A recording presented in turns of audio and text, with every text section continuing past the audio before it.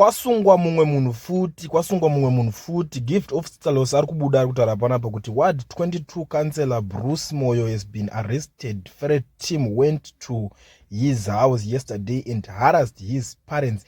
No one is safe in Zimbabwe. We cannot submit. Homeland or death ndo mashoko ari kubudisa ari kutaura. Muri Zimbabwe zvakaoma vedwe.